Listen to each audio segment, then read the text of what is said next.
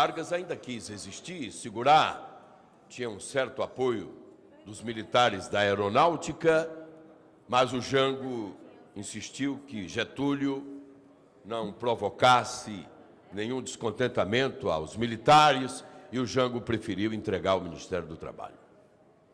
Depois de ministro do Trabalho, assumiu a sua cadeira de deputado federal e aí depois veio a continuidade do golpe. O Castelo Branco prometeu em 65 que o Brasil teria eleições diretas para presidente da República. Isso poderia fortalecer o Jango, que tinha um candidato a presidente muito forte, que era o presidente nacional do PTB, do Hotel de Andrade.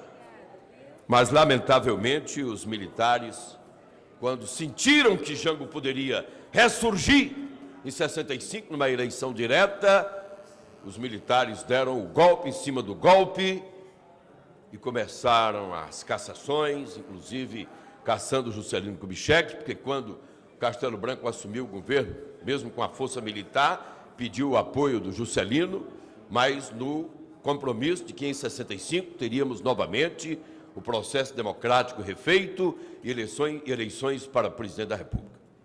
E esse golpe durou 21 anos. Deputado Arthur Bruno, Vossa Excelência foi o primeiro a me solicitar à parte, é com muito prazer.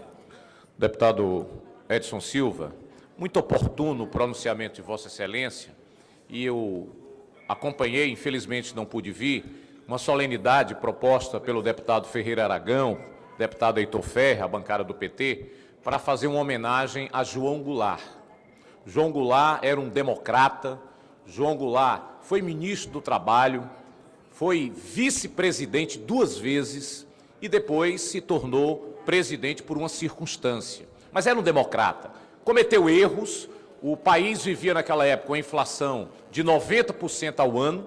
Já nos governos militares, nós chegamos a ter inflação de 2.000% ao ano, já no final do governo militar. Portanto, não se justificaria um golpe de Estado apenas por uma inflação. Vivíamos problemas políticos, João Goulart não tinha maioria no Congresso Nacional e toda vez, deputado Edson Silva, que um presidente perde a maioria no Congresso Nacional, ou acontece um golpe, como aconteceu com João Goulart, ou acontece o impeachment, como aconteceu com Fernando Collor, ou acontece um suicídio, como aconteceu com Getúlio Vargas. Portanto, é por isso que os presidentes e os governantes, de uma maneira geral, procuram ter maioria nas casas legislativas, para ter uma estabilidade política. Portanto, lamento profundamente aquele momento da história do Brasil. Se os brasileiros, os eleitores, não tivessem concordando com o governo de João Goulart, elegeriam um outro presidente na próxima eleição de um outro partido, mas nada se justificaria a interrupção da democracia no país. Tivemos um grande atraso político com a ditadura militar. Felizmente, a sociedade brasileira retomou a democracia já em 1985 e 1989, com as eleições diretas. Mas parabenizo Vossa Excelência por fazer justiça, inclusive, a um grande cearense que foi Virgílio Távora. Muitos dizem que o processo de modernização, industrialização, foi iniciado a partir de Tasso Gereissati. Não é verdade.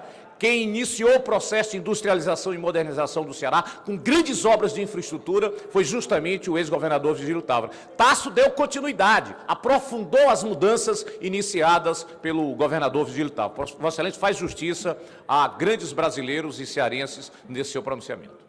Muito obrigado, nobre deputado Arthur Bruno. E eu recebo aqui um comunicado. Deputado, tudo que o senhor está falando em relação a Jango, a Virgílio, naquele momento da chegada da energia de Paulo Afonso, foi a grande verdade. Tereza Borges, que era chefe de gabinete do governador Virgílio Távora. Mas, senhoras e senhores deputados,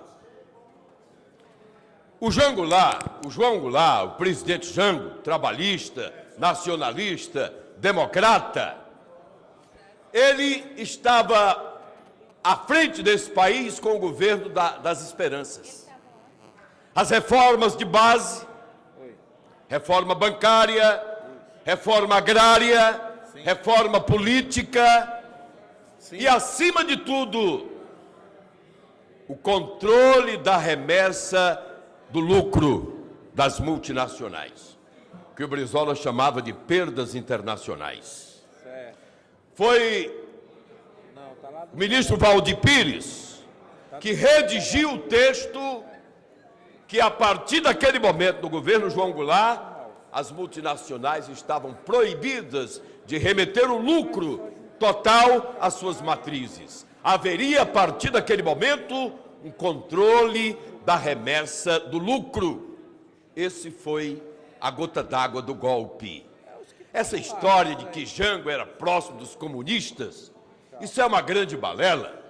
Nós devemos perguntar hoje a este país, a serviço de quem estavam os militares, os coronéis, que se rebelaram contra o aumento de 100% do salário mínimo, os coronéis, os militares contra a reforma de base, reforma agrária, reforma política, reforma bancária e contra o controle da remessa de lucro, como ainda hoje não existe neste país. Então, senhor presidente, justiça seja feita àquele que eu considero que foi o presidente que mais teve atenção ao Ceará, João Goulart. E a injustiça no Brasil contra o presidente João Goulart é muito grande. Aqui no Ceará não temos uma só rua, uma só vila, um só beco, uma só praça com o nome do grande presidente João Goulart. E eu apresento o requerimento, pedindo o apoio de todos, para que o governador Cid Gomes, através da Secretaria de Cultura, coloque lá na Praça do Otávio Bonfim um busto do presidente João Goulart, ali naquela praça histórica por onde entrou a energia de Paulo Afonso, trazida pelo presidente João Goulart na gestão do governador Virgílio Távora. É um gesto de grandeza do Ceará, do governo Cid Gomes, colocar esse busto de Getúlio na Praça do Otávio Bonfim, para fazer